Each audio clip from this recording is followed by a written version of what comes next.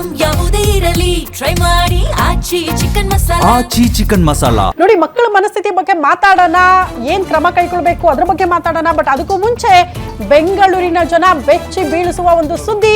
Triple murder ಆಗಿದೆ ಅಂತ ಬೆಂಗಳೂರಿನಲ್ಲಿ. ತಾಯಿ ಅಜ್ಜಿ ಮಾವನನ್ನ ಕೊಚ್ಚಿ ಕೊಂದಿದ್ದಾನಂತೆ ಯುವಕ.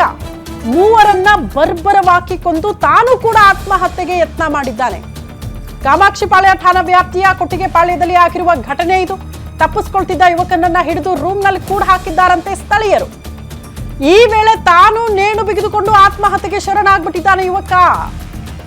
ತಾಯಿ ಮಂಗಳಮ್ಮ, ಅಜ್ಜಿ ನಂಜಮ್ಮ, ಮಾವ ಸತೀಶ್ ಮೂವರನ್ನ ಕೂಡ ಯುವಕ ಹತ್ಯೆ ಮಾಡಿದ್ದಾನೆ.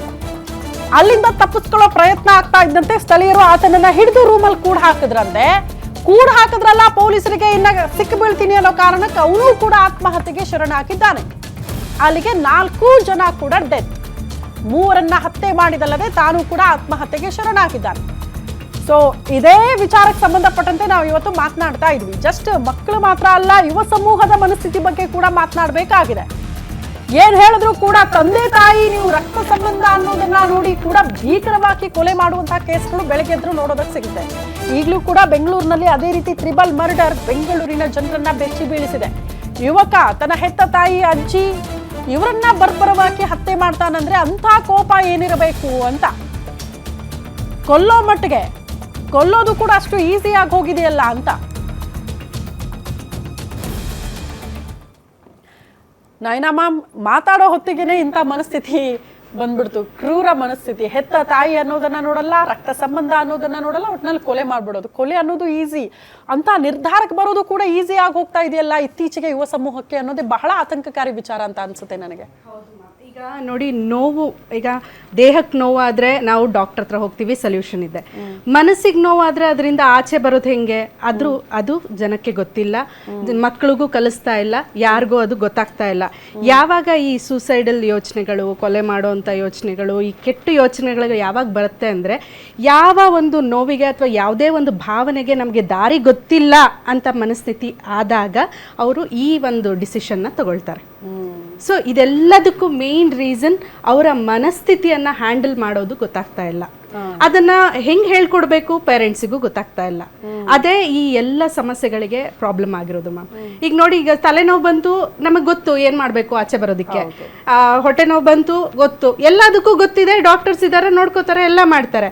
ಆದ್ರೆ ಮನಸ್ಸಿನ ವಿಷಯ ಬಂದಾಗ, ಈಗ ಅಮ್ಮ ನಂಗೆ ಯಾರು ಮಾತಾಡಿಸ್ತಿಲ್ಲ, ನಂಗೆ ಈ ತರ ಅವಮಾನ ಆಯ್ತು ಅಂದಾಗ, ಪರವಾಗಿಲ್ಲ ನಾಳೆ ಮಾತಾಡಿಸ್ತಾರೆ ಬಿಡು, ಏನ್ ಅಷ್ಟೊಂದು ಸೀರಿಯಸ್ ಆಗಿ ತಗೋತೀಯ, ಈ ತರ ಹೇಳಿದಾಗ ಮಕ್ಕಳಿಗೆ ಕನ್ಫ್ಯೂಷನ್ ಶುರು ಆಗುತ್ತೆ. ಹೇಗೆ ಮ್ಯಾನೇಜ್ ಮಾಡಬೇಕು, ಹೇಗೆ ತಗೋಬೇಕು.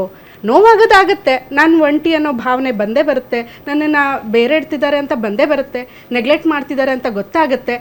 ಇದನ್ನು ಹೇಗೆ ತಗೋಬೇಕು, ಇದು ಸರಿನಾ ತಪ್ಪಾ ಅನ್ನೋ ಆ ಒಂದು ಏನು ಮ್ಯಾನೇಜ್ಮೆಂಟ್, ಅದನ್ನು ಹೇಗೆ ನಾವು ನಿಭಾಯಿಸಬೇಕು ಅನ್ನೋದು ಮಕ್ಳಿಗೆ ಗೊತ್ತಾಗ್ತಾ ಇಲ್ಲ.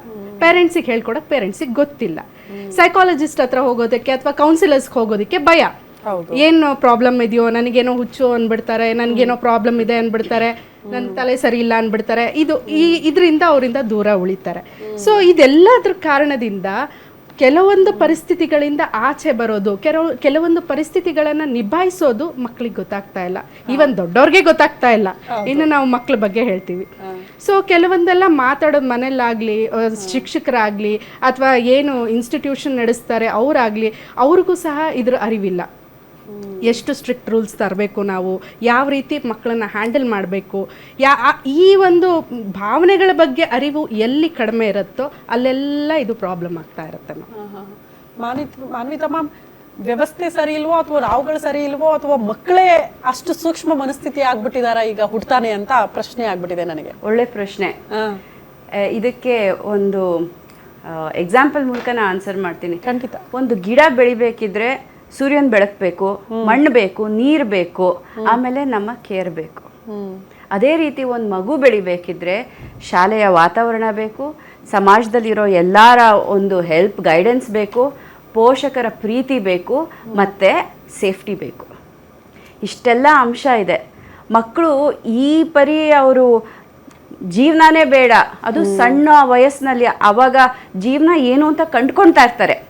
ಅವರೇ ತಪ್ಪು ಹೆಜ್ಜೆ ಇಡ್ತಾ ಇದ್ದಾರೆ ಅಂತಂದರೆ ಜೀವನದ ಪರಿ ಅವ್ರಿಗೆ ಪ್ರೀತಿನೇ ಹೊಟ್ಟೋಗಿದೆ ಅಥವಾ ನಂಬಿಕೆ ಹೊಟ್ಟೋಗಿದೆ. ಆ ನಂಬಿಕೆ ಹೋಗೋದಕ್ಕೆ ನಾವೆಲ್ಲರೂ ಜವಾಬ್ದಾರಿ, ಇಡೀ ವ್ಯವಸ್ಥೆ ಜವಾಬ್ದಾರಿ. ನಾವು ಹೇಳ್ತೀವಿ ಇವತ್ತಿನ ಮಕ್ಕಳು ನಾಳೆಯ ಪ್ರಜೆಗಳು ಅಂತ. ಮಕ್ಕಳು ಈ ಮನಸ್ಥಿತಿನಲ್ಲಿ ಬೆಳೀತಾ ಬಂತು ಅಂದ್ರೆ ನಮ್ಮ ಪ್ರಜೆಗಳು ಯಾವ ರೀತಿ ಇರ್ತಾರೆ, ನಮ್ಮ ಭವಿಷ್ಯ ಹೇಗಿರುತ್ತೆ.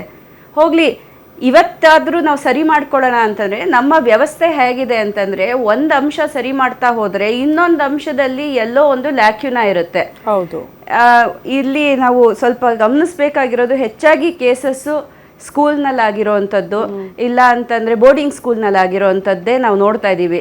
ಸ್ಕೂಲ್ನಲ್ಲಿ ಏನಾಗುತ್ತೆ ಗೊತ್ತಾ ಮೇಡಮ್, ಮ್ಯಾನೇಜ್ಮೆಂಟ್ ಇಂದ ಮೆಂಟಲ್ ಹೆಲ್ತ್ಗೆ ಸಪೋರ್ಟ್ ಇರುತ್ತೆ, ಪೋಷಕರಿಗೂ ಬೇಕಿರುತ್ತೆ, ಪ್ರಿನ್ಸಿಪಲ್ ಆದವರು, ಹೆಡ್ ಮಾಸ್ಟರ್ ಆದವರು ಅವ್ರಿಗೂ ಒಂಥರ ಭಯ ಇರುತ್ತೆ, ಸಿಸ್ಟಮ್ ಕೇಳುತ್ತೆ.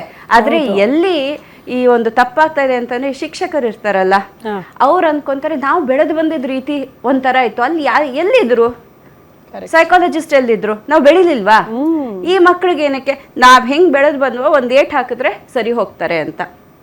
ಅವಾಗ ಅವ್ರು ಬೆಳೆದಿದ್ ವಾತಾವರಣ ಬೇರೆ ಇತ್ತು.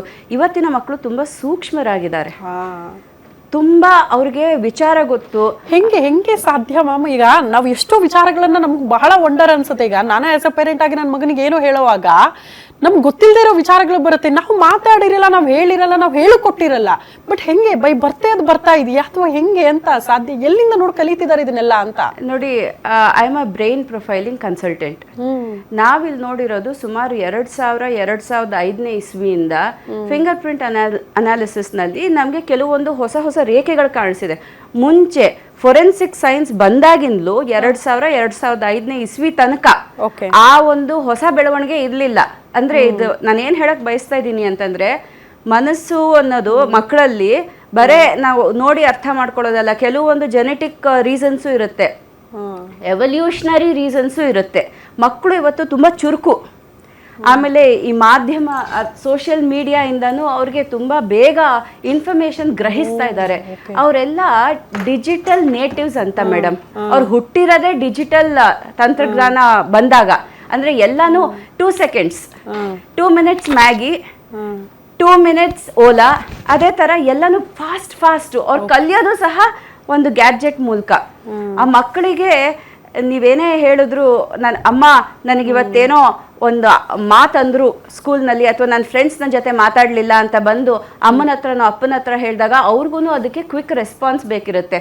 ಕ್ವಿಕ್ ಆಗಿ ಅವ್ರಿಗೆ ಆ ಒಂದು ಅಕ್ಸೆಪ್ಟೆನ್ಸ್ ಬೇಕಿರುತ್ತೆ. ಅದು ಸಿಕ್ಲಿಲ್ಲ ಅಂದ ತಕ್ಷಣ ಅವ್ರು ಯೋಚನೆ ಮಾಡೋಕ್ಕೆ ಶುರು ಮಾಡ್ತಾರೆ. ಹಾಗಾಗಿ ಅವ್ರು ಬೇಗ ಇಷ್ಟೇನಾ ನನಗೆ ಪ್ರೀತಿ ಸಿಕ್ಕಿರೋದು, ಇಷ್ಟೇನಾ ನನಗೆ ಆ ಒಪ್ಪಿಗೆ ಸಿಕ್ಕಿರೋದು ಅನ್ನೋ ಒಂದು ಹಂತಕ್ಕೆ ಹೊರಟೋಗ್ತಾರೆ. ಇದಕ್ಕೆ ನಾವೆಲ್ಲರೂ ಕಾರಣ ಇದೀವಿ, ಒಬ್ರು ಅಂತ ಅಲ್ಲ. ಸಿಸ್ಟಮ್ಮೇ ಸ್ವಲ್ಪ ಚೇಂಜ್ ಆಗ್ಬೇಕಿದೆ. ಯಾವತ್ತಾಗುತ್ತೋ ಗೊತ್ತಿಲ್ಲ. ಇನ್ನು ಎಷ್ಟು ಜೀವಗಳು ಹೋಗ್ಬೇಕೋ ಇದನ್ನ ಅರ್ಥ ಮಾಡ್ಕೊಳ್ಳೋಕೆ. ಓಕೆ.